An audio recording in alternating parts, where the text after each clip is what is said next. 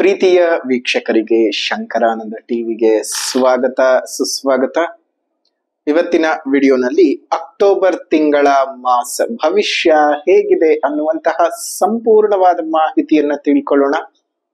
ಅದಕ್ಕಿಂತ ಮುಂಚಿತವಾಗಿ ಯಾರಾದ್ರೂ ಶಂಕರಾನಂದ ಟಿವಿ ಯೂಟ್ಯೂಬ್ ವಾಹಿನಿಯನ್ನ ಸಬ್ಸ್ಕ್ರೈಬ್ ಮಾಡ್ಕೊಂಡಿಲ್ಲ ಅಂದ್ರೆ ಸಬ್ಸ್ಕ್ರೈಬ್ ಮಾಡ್ಕೊಳ್ಳಿ. ಪಕ್ಕದಲ್ಲೇ ಇರುವಂತಹ ಬೆಲ್ ಐಕಾನ್ ಕ್ಲಿಕ್ ಮಾಡಿ. ಅದರಿಂದ ನೆಕ್ಸ್ಟ್ ಅಪ್ಲೋಡ್ ಮಾಡುವಂತಹ ವಿಡಿಯೋಗಳು ನಿಮಗೆ ನೋಟಿಫಿಕೇಶನ್ ನ ಮುಖಾಂತರ ಬಂದು ತಲುಪತ್ತೆ. ಹೊಸ ಹೊಸ ಮಾಹಿತಿಗಳನ್ನ ತಿಳ್ಕೊಳ್ಳೋದಕ್ಕೆ ಸಾಧ್ಯವಾಗುತ್ತೆ ಅಂತ ತಿಳಿಸ್ತಾ, ಈ ಒಂದು ವಿಶೇಷವಾದಂತಹ ಅಕ್ಟೋಬರ್ನ ತಿಂಗಳು ಪ್ರಾರಂಭ ಆಗುವುದೇ ಹಬ್ಬದಿಂದ.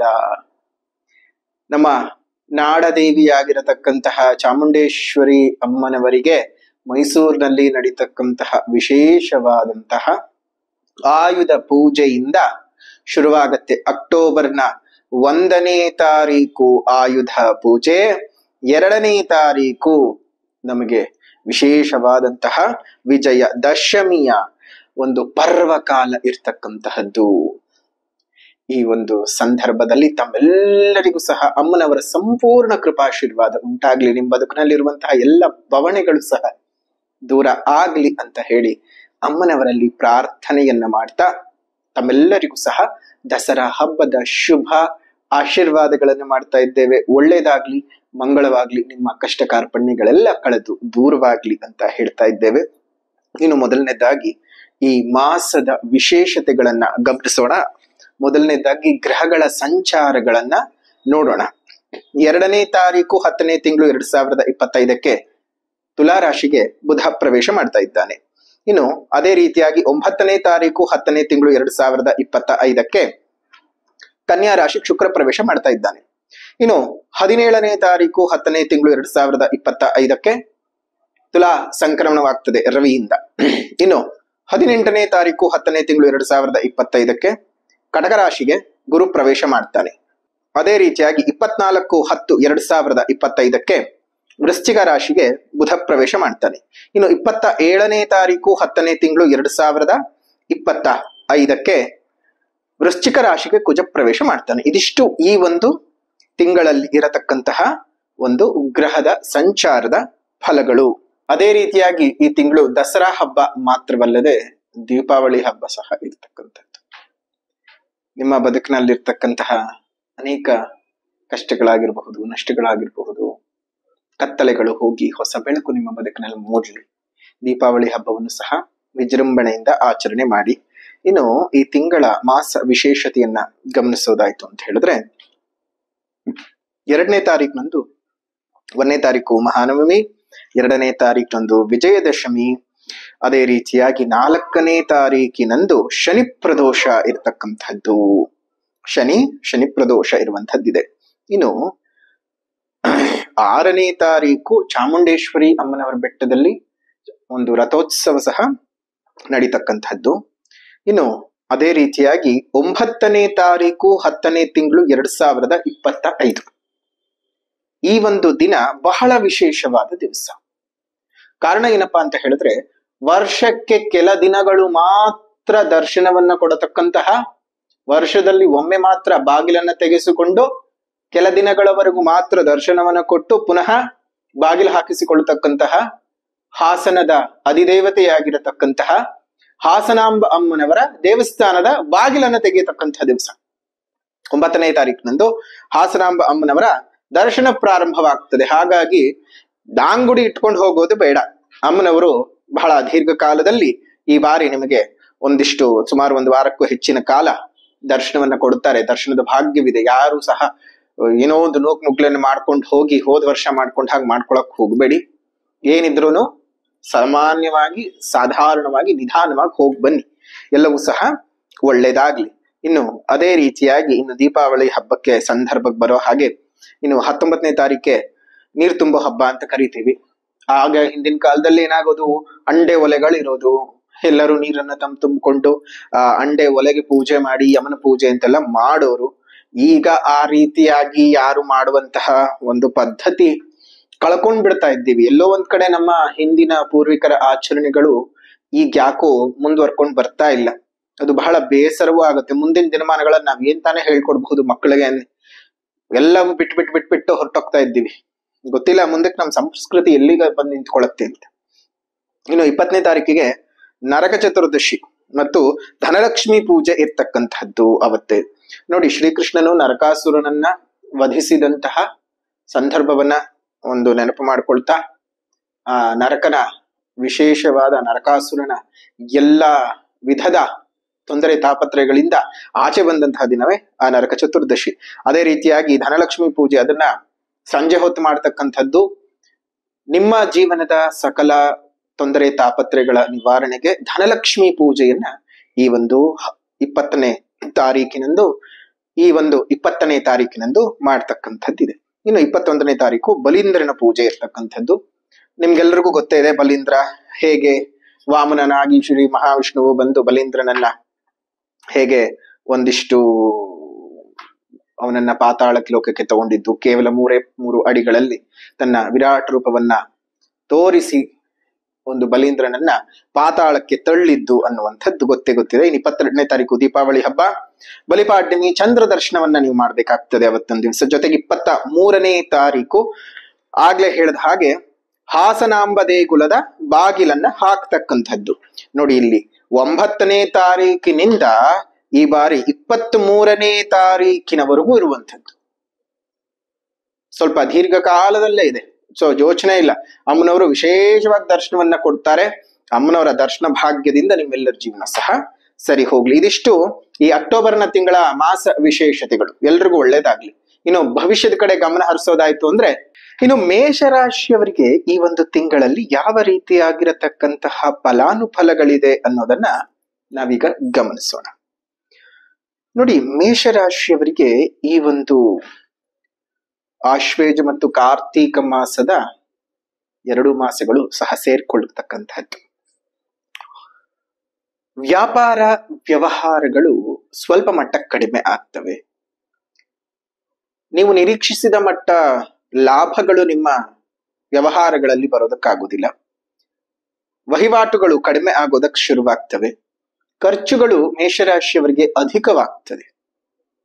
ಜೊತೆಗೆ ಎಲ್ಲಾ ಕೆಲಸ ಕಾರ್ಯಗಳಲ್ಲೂ ಸಹ ಅಡ್ಡಿ, ಆತಂಕ, ಅಸಮಾಧಾನಗಳು ಜಾಸ್ತಿ ಆಗ್ತಕ್ಕಂಥದ್ದು.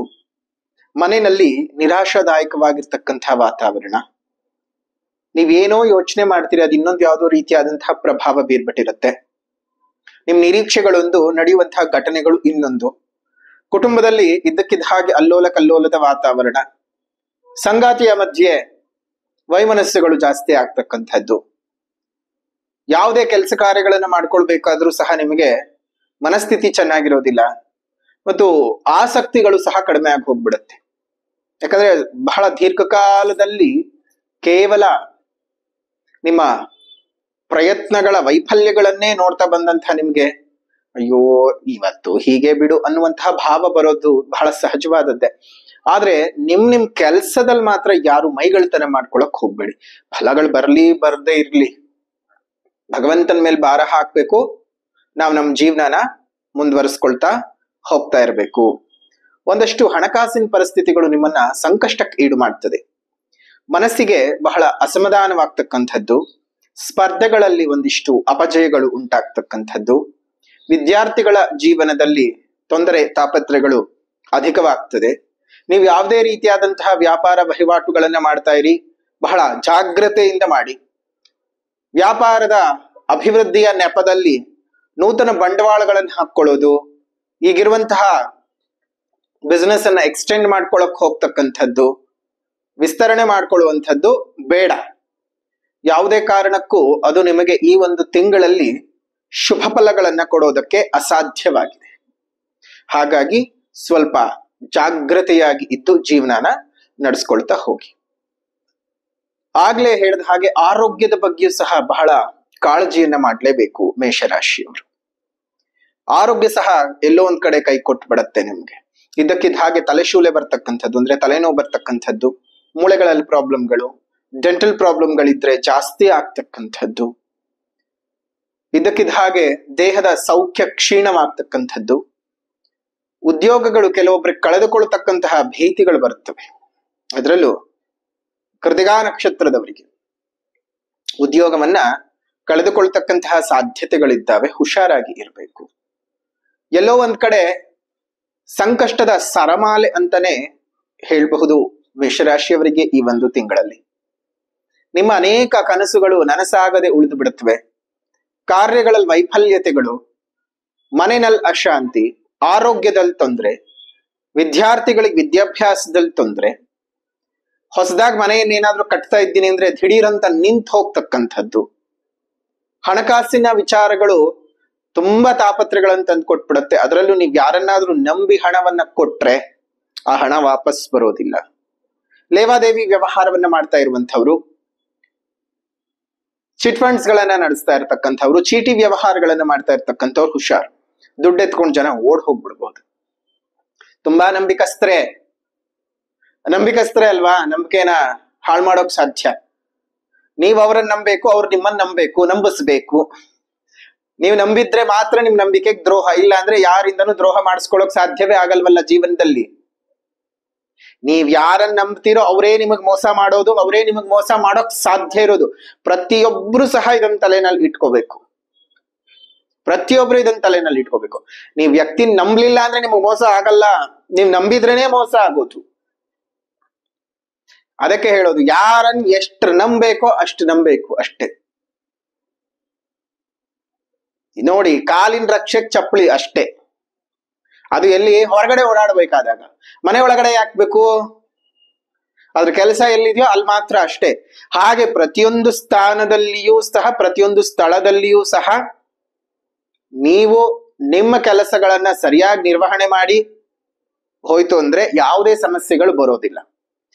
ಕೆಲವೊಮ್ಮೆ ಅಯ್ಯೋ ನನ್ನ ಅಣ್ಣನ್ ಸಮಾನ, ಅಯ್ಯೋ ನನ್ನ ತಮ್ಮನ್ ಸಮಾನ, ಅಯ್ಯೋ ನನ್ನ ಅಕ್ಕ, ನನ್ನ ತಂಗಿ, ಯಾವುದ್ರಿ ಬಂಧ ಈ ಪ್ರಪಂಚದೊಳಗೆ ಒಡ ಹುಟ್ಟಿದವರೇ ಮೋಸ ಮಾಡುವಂತ ಕಾಲದಲ್ಲಿ ರಕ್ತ ಬಂಧವೂ ಇಲ್ಲದ ಅನುಬಂಧ ಎಲ್ಲಿ ಸರಿಯಾಗಿ ಕೆಲಸ ಮಾಡ್ತದೆ? ಯೋಚನೆ ಮಾಡಿ. ಸುಮ್ನೆ ಮೋಸ ಹೋಗಿ ಆ ನಂತರ ತಲೆ ಮೇಲೆ ಕೈ ಹೊತ್ಕೊಳ್ಳೋದಲ್ಲ. ಸ್ವಲ್ಪ ಜಾಸ್ತಿ ದೇವರ ಆರಾಧನೆಗಳನ್ನು ಮಾಡಿ, ಪೂಜೆಗಳನ್ನು ಮಾಡಿ ಮೇಷರಾಶಿಯವರಿಗೆ ಈ ಒಂದು ತಿಂಗಳು ಬಹಳ ಕಾಠಿಣ್ಯವಾದಂತಹ ಪರಿಸ್ಥಿತಿಗಳಿದ್ದಾವೆ. ಹುಷಾರಾಗಿ ಇರಿ. ಉದ್ಯೋಗದ ಸ್ಥಳದಲ್ಲಿ ಮೇಲಧಿಕಾರಿಗಳಿಗೆ ಅಪನಂಬಿಕೆಗಳು ಬರುವಂತಹ ಸಾಧ್ಯತೆಗಳಿದ್ದಾವೆ. ನೀವು ಮಾಡುವಂತಹ ಕೆಲಸ ಕಾರ್ಯಗಳಲ್ಲಿ ಹಲವಾರು ದೂಷಣೆಗಳನ್ನ ಹೊತ್ಕೊಳ್ಬೇಕಾಗತ್ತೆ. ಯಾಕಂದ್ರೆ ನಿಮ್ ಮನಸ್ಥಿತಿ ಸರಿ ಇಲ್ಲ ಅಂತ ಈಗಲೇ ಹೇಳಿದ್ದೇವೆ. ಆ ಸರಿ ಇಲ್ಲದ ಮನಸ್ಥಿತಿ ಒಳಗಡೆ ಪುನಃ ಯಾವ್ದೋ ರೀತಿಯ ಕೆಲಸ ಮಾಡಕ್ ಹೋಗ್ತೀರಿ. ಅದೇನಾಗತ್ತೆ, ಇನ್ನೊಂದು ಯಾವ್ದೋ ರೀತಿಯಾದಂತಹ ಗೊಂದಲಗಳನ್ನ, ಗೋಜಲಗಳನ್ನ ಬದುಕಿನ ಒಳಗಡೆ ತಂದು ಹಾಕೋದಕ್ ಶುರು ಮಾಡ್ಬಿಡುತ್ತೆ. ಇನ್ನು ಹೆಚ್ಚಿನ ವಿಚಾರವು ನೀವು ಗಮನ ಕೊಡ್ಲೇಬೇಕಾದಂತಹದ್ದು ಅಂತಂದ್ರೆ ನಂಬಿಕೆ ವಿಚಾರದಲ್ಲಿ ಹುಷಾರ್. ಅದನ್ನ ಹೊರತುಪಡಿಸಿದ್ರೆ ಇನ್ ಮಿಕ್ಕಿದ್ದಕ್ಕೆ ಏನೇ ಕಷ್ಟಗಳಿರ್ಲಿ, ಏನೇ ಸಂಕಷ್ಟಗಳಿರ್ಲಿ, ಇದು ಗೋಚಾರದ ಫಲಾನುಫಲಗಳ ವಿವರಣೆಯ ಹೊರತು ನಿಮ್ಮ ಜನ್ಮ ಜಾತಕದ ವಿಶ್ಲೇಷಣೆ ಅಲ್ಲ. ಹಾಗಾಗಿ ನಿಮಗ್ ನಿಮ್ ಜನ್ಮ ಜಾತಕದ ಬಗ್ಗೆ ಏನಾದ್ರೂ ತಿಳ್ಕೊಳ್ಬೇಕು, ಜನ್ಮಜಾತಕದ ಬಗ್ಗೆ ನಿಮಗೆ ಸರಿಯಾದ ಮಾಹಿತಿಗಳು ಬೇಕು. ಯಾಕಂದ್ರೆ ನಿಮಗೆ ಕೆಲವೊಮ್ಮೆ ಗೋಚಾರದ ಫಲಗಳು ನೇರವಾಗಿ ಅಪ್ಲೈ ಆಗಬೇಕು ಅಂತ ಏನಿಲ್ಲ. ನಿಮ್ಮ ಜನ್ಮಜಾತಕದಲ್ಲಿ ಶುಭ ಗ್ರಹದ ದಶಾಭುಕ್ತಿಗಳು ನಡೀತಿದ್ರೆ ಈಗ ಹೇಳುವಂತಹ ಅಶುಭ ಫಲಗಳು ಅರ್ಧಕ್ಕರ್ಧದಷ್ಟು ಕಡಿಮೆಯಾಗಿ ಹೋಗ್ತವೆ. ನಿಮಗೇನೇ ಹೊಸ ಕೆಲಸಗಳನ್ನ ಮಾಡ್ಕೊಳ್ಬೇಕಾದ್ರೂ ನಿಮ್ಮ ಜನ್ಮಜಾತಕದಲ್ಲಿ ಶುಭವಾದ ಸಮಯಗಳು ನಡೀತಿದ್ಯಾ ತಿಳ್ಕೊಳ್ಳಿ. ನಿಮಗೇನಾದ್ರೂ ಜನ್ಮಜಾತಕದ ಬಗ್ಗೆ ವಿಶ್ಲೇಷಣೆ ಮಾಡಿಸ್ಕೊಳ್ಬೇಕು ಅಂದ್ರೆ ಇಲ್ಲೇ ಇರುವಂತಹ ನಂಬರ್ಗೆ ವಾಟ್ಸ್ಆಪ್ ನಲ್ಲಿ ಮೆಸೇಜ್ ಮಾಡಿ, ನಮ್ಮ ಟೀಮ್ ನಿಮ್ಗೆ ಉತ್ತರವನ್ನ ಕೊಡುತ್ತೆ. ಫೋನ್ ಮಾಡಿ ಸಿಕ್ತಿಲ್ಲ ಅಂತ ಯಾರು ತಲೆ ಬಿಸಿ ಮಾಡ್ಕೊಳ್ಳೋದು ಬೇಡ. ಬಹಳ ಜನ ಹೇಳೋದಿಷ್ಟೇ, ಗುರುಗಳೇ ಫೋನ್ ಮಾಡ್ತಾ ಇದ್ದೀವಿ, ಫೋನ್ ಸಿಗ್ತಾ ಇಲ್ಲ ಅಂತ. ಆದ್ರೆ ನೀವು ಫೋನ್ ಮಾಡೋದಕ್ಕಿಂತ ವಾಟ್ಸ್ಆಪ್ ನಲ್ಲಿ ಮೆಸೇಜ್ ಮಾಡಿ, ನಿಮ್ಗೆ ಇಮಿಡಿಯೇಟ್ ಆಗಿ ರಿಪ್ಲೈ ಬರುತ್ತೆ. ಬೇಕಾದವರು ನೇರವಾಗಿ ಬಂದು ಭೇಟಿ ಮಾಡಬಹುದು, ಅಥವಾ ನಾವು ಬಹಳ ದೂರ ಇದ್ದೀವಿ ಅಂತನ್ನುವಂಥವ್ರು ಫೋನ್ ಕಾಲ್ ಮುಖಾಂತರನಾದ್ರೂ ಮಾತಾಡ್ಬೋದು. ಫೋನ್ ಅಪಾಯಿಂಟ್ಮೆಂಟ್ ಸಹ ಸಿಗುತ್ತೆ, ಡೈರೆಕ್ಟ್ ಅಪಾಯಿಂಟ್ಮೆಂಟ್ ಸಹ ಸಿಗುತ್ತೆ. ನಿಮ್ಮ ಅನುಕೂಲ ನೋಡ್ಕೊಂಡು ಯಾವ್ದು ಬೇಕೋ ಅದನ್ನ ಮಾಡ್ಕೊಳ್ಳಿ, ಅನುಕೂಲವಾಗ್ಲಿ. ಇದು ಅಕ್ಟೋಬರ್ ತಿಂಗಳ ಮಾಸ ಭವಿಷ್ಯ ಮುಂಚಿತವಾಗಿಯೇ ನಾವು ಹಾಕ್ತಾ ಇರೋದ್ರಿಂದ ಈ ಸೆಪ್ಟೆಂಬರ್ನ ತಿಂಗಳ 21ನೇ ತಾರೀಕಿನ ಅಮಾವಾಸ್ಯೆ, ಭಾದ್ರಪದ ಮಾಸದ ಅಮಾವಾಸ್ಯೆ ಏನಿದೆ, ಆ ಅಮಾವಾಸ್ಯೆಯ ಪರ್ವಕಾಲದಲ್ಲಿ ಮಾಡ್ತಾ ಇರತಕ್ಕಂತಹದ್ದು ಸರ್ವ ಕಾರ್ಯ ಸಿದ್ಧಿ ಮೂಲಿಕ ರಜತ ತಾಯ್ತ, ಅಂದ್ರೆ ಬೆಳ್ಳಿ ತಾಯ್ತ. ಇವಾಗ ಬಗ್ಗೆ ಮಾಹಿತಿಯನ್ನು ನೀವು ತಿಳ್ಕೊಂಡಿದ್ದೀರಿ. ಸೊ ನಿಮ್ಗೇನಾದ್ರೂ ಸರ್ವಕಾರ್ಯ ಸಿದ್ಧಿ ತಾಯ್ತ ಬೇಕು ಅಂತ ಹೇಳಿದ್ರೆ ನೀವು ಸಹ ಬುಕ್ ಮಾಡ್ಕೊಳ್ಬಹುದು. ನಿಮ್ಮ ಹೆಸರು, ರಾಶಿ, ನಕ್ಷತ್ರ, ಗೋತ್ರವನ್ನ ಕಳುಹಿಸಿ ಬುಕ್ ಮಾಡ್ಕೊಳ್ಬಹುದು. ಸೊ ಹಾಗಾಗಿ ಇದು ಅಕ್ಟೋಬರ್ ತಿಂಗಳ ಮಾಸ ಭವಿಷ್ಯ. ಸ್ವಲ್ಪ ದಿನಗಳ ಮುಂಚಿತವಾಗಿಯೇ ಹಾಕ್ತಾ ಇದ್ದೇವೆ, ಒಂದು ಮಾಸದ ಮುಂಚಿತವಾಗಿಯೇ ಹಾಕ್ತಾ ಇದ್ದೇವೆ. ಹಾಗಾಗಿ ಸೆಪ್ಟೆಂಬರ್ ತಿಂಗಳ ಈ ಅಮಾವಾಸ್ಯೆಯ ಭದ್ರಮಾವಾಸ್ಯೆಯ ಪ್ರಯುಕ್ತ ಮಾಡುವಂತಹ ಈ ತಾಯತದ ಪ್ರಭಾವ ನಿಮಗೆ ಗೊತ್ತೇ ಇದೆ. ಯಾರಿಗಾದ್ರೂ ಕಣ್ದೃಷ್ಟಿ ದೋಷ, ಮಾಟಮಂತ್ರ ದೋಷ, ಕೃತಿಮ ದೋಷ, ಕೆಲಸ ಕಾರ್ಯಗಳಾಗ್ತಾ ಇರೋದಿಲ್ಲ, ಅಡೆತಡೆಗಳಾಗ್ತಾ ಇರುತ್ತವೆ, ತುಂಬಾ ನೋವುಗಳ ಉಂಟಾಗ್ತಾ ಇದೆ ಅನ್ನುವಂಥದ್ದಿದ್ದಾಗ ನೀವೇನ್ ಮಾಡ್ಬೇಕು, ಈ ತಾಯ್ತವನ್ನ ನಿಮ್ಮ ಕತ್ನಲ್ಲೋ ತೋಳ್ನಲ್ಲೋ ಅಥವಾ ಸೊಂಟದಲ್ಲೋ ಧರಿಸಿ ತುಂಬಾ ಒಳ್ಳೆ ರೀತಿಯಾದಂತಹ ಲಾಭಗಳನ್ನ ನೀವು ನೋಡೋದಕ್ಕೆ ಸಾಧ್ಯವಾಗುತ್ತೆ. ಇನ್ನು ಇದಿಷ್ಟು ಮೇಷರಾಶಿಯವರ ಈ ಒಂದು ಅಕ್ಟೋಬರ್ ತಿಂಗಳ ಮಾಸ ಭವಿಷ್ಯ. ಹಾಗಾದ್ರೆ ಪರಿಹಾರ ಏನ್ ಮಾಡ್ಕೊಳ್ಬೇಕು ಅಂದ್ರೆ, ಮೊದಲನೇದಾಗಿ ಸಾಮಾಜಿಕ ಪರಿಹಾರ. ಸಾಮಾಜಿಕ ಪರಿಹಾರದಲ್ಲಿ ಮೊದಲನೇದಾಗಿ ನಾವು ಹೇಳೋದೆ, ಗಿಡಗಳನ್ನ ಬೆಳೆಸಿ, ಮರಗಳನ್ನ ಉಳಿಸ್ಕೊಳ್ಳಿ, ಪ್ರಕೃತಿಯನ್ನು ಉಳಿಸಿ, ಪ್ರಕೃತಿಯನ್ನು ಬೆಳೆಸಿ, ಇನ್ನಿತರ ಜೀವ ಜಂತುಗಳಿಗೆ ಒಂದಿಷ್ಟು ಆಸರೆಯಾಗಿರಿ. ಸಾಧ್ಯವಾದ ಕಡೆ ಉದ್ಯಾನವನಗಳಲ್ಲಿ ಒಂದೊಂದು ಹಣ್ಣಿನ ಗಿಡಗಳನ್ನ ಕೊಟ್ಟು ಪೋಷಣೆ ಮಾಡೋದಕ್ಕೆ ಹೇಳಿ. ಹಣ್ಣಿನ ಗಿಡಗಳನ್ನ ಕೊಟ್ಟು ಪೋಷಣೆ ಮಾಡಿಸೋದ್ರಿಂದ ಮುಂದಿನ ದಿನಮಾನಗಳಲ್ಲಿ ನಮ್ಮೆಲ್ಲರಿಗೂ ಪ್ರಾಣವಾಯು, ಇಡೀ ಪಕ್ಷಿ ಸಂಕುಲಗಳಿಗೆ, ಪ್ರಾಣಿ ಸಂಕುಲಗಳಿಗೆ ಆಹಾರದ ವ್ಯವಸ್ಥೆಯು ಸಹ ಆಗ್ತದೆ. ನಿಮ್ಮಿಂದ ಒಂದು ಹೊಸ ಪರಿವರ್ತನಾ ಯುಗ ಅನ್ನುವಂಥದ್ದು ಪ್ರಾರಂಭವಾಗ್ತದೆ. ನೋಡಿ, ಒಂದು ಬಿಂದುವಿನಿಂದನೇ ಪ್ರತಿಯೊಂದು ಪ್ರಾರಂಭವಾಗೋದು. ಹಾಗಾಗಿ ನಾನು ಬಿಂದು ಬಿಟ್ರೇನೆ ಮುಂದೆ ಬರೆಯೋಕ್ ಸಾಧ್ಯವಾಗೋದು. ಬರವಣಿಗೆಯ ಮೂಲವೇ ಬಿಂದು, ಕ್ರಿಯೆಯ ಮೂಲವೇ ಬಿಂದು. ಹಾಗಾಗಿ ಸಣ್ಣ ಒಂದು ಕ್ರಿಯೆಯ ಬಿಂದು ನಿಮ್ಮ ಜೀವನದಿಂದ, ಬದುಕಿನಿಂದ ಪ್ರಾರಂಭವಾದ್ರೆ ಎಷ್ಟೆಷ್ಟೋ ದೊಡ್ಡ ದೊಡ್ಡ ಮಜಲುಗಳನ್ನ ಪ್ರತಿಯೊಬ್ರು ದಾಟ್ಕೊಳ್ತಾ ಹೋಗ್ಬೋದು, ಹಲವಾರು ಜನಕ್ಕೆ ಪ್ರೇರಕವಾಗಿ ನಿಂತ್ಕೊಳ್ಬಹುದು. ಹಾಗಾಗಿ ಸಣ್ಣ ಕೆಲಸವನ್ನ ಮಾಡಿ. ಇನ್ನು ಎರಡನೇದಾಗಿ ಆಧ್ಯಾತ್ಮಿಕ ಪರಿಹಾರ. ಆಧ್ಯಾತ್ಮಿಕ ಪರಿಹಾರ ಅಂತ ಬಂದ ಸಂದರ್ಭಕ್ಕೆ ನೀವೇನ್ ಮಾಡ್ಬೇಕಪ್ಪ ಅಂತ ಹೇಳಿದ್ರೆ, ಈ ಒಂದು ಮಾಸದಲ್ಲಿ ಸಂಪೂರ್ಣವಾಗಿ ನೀವು ಲಲಿತಾದೇವಿಯ ಪೂಜೆ, ಲಲಿತಾದೇವಿಯ ಆರಾಧನೆ, ಮುಂಜಾನೆ ಬೆಳಗ್ಗೆ ಎದ್ದು ಲಲಿತಾದೇವಿಯ ಸಹಸ್ರ ನಾಮಾವಳಿಯನ್ನಾಗ್ಲಿ ಅಥವಾ ಸಹಸ್ರ ನಾಮ ಸ್ತೋತ್ರ ಮಾಲಿಕೆಯನ್ನಾದ್ರೂ ನೀವು ಪಠಣ ಮಾಡಬಹುದು. ಅದರಿಂದ ಬಹಳ ಪಾಸಿಟಿವ್ ಎನರ್ಜಿ ನಿಮ್ಗೆ ಉತ್ಪತ್ತಿಯಾಗಿ ಗೋಚಾರದ ಈ ನೆಗೆಟಿವ್ ಎನರ್ಜಿಯಿಂದ ನೀವು ದೂರ ಆಗಬಹುದು. ಶುಭವಾಗ್ಲಿ, ಮಂಗಳವಾಗ್ಲಿ. ಇದಾಗಿತ್ತು ಮೇಷರಾಶಿಯವರ ಈ ವಿಶೇಷವಾದಂತಹ ಮಾಸ ಭವಿಷ್ಯ. ಅಕ್ಟೋಬರ್ನ ತಿಂಗಳಲ್ಲಿ ಹೇಗಿದೆ ಅಂತ ವಿಡಿಯೋ ಇಷ್ಟ ಆಗಿದ್ರೆ ಲೈಕ್ ಮಾಡಿ, ಶೇರ್ ಮಾಡಿ, ಕಮೆಂಟ್ ಮಾಡಿ. ಮತ್ತೊಂದು ವಿಡಿಯೋನಲ್ಲಿ ಭೇಟಿ ಮಾಡ್ತೇವೆ. ಅಲ್ಲಿವರೆಗೂ ನಮಸ್ಕಾರ. ಲೋಕ ಸಮಸ್ತ ಸುಖಿನೋ ಭವಂತು, ಸಕಲ ಸನ್ಮಂಗಳಾನಿ ಭವಂತು, ಸರ್ವೇ ಜನಾಃ ಸುಖಿನೋ ಭವಂತು, ಸಮಸ್ತ ಸನ್ಮಂಗಳಾನಿ ಭವಂತು.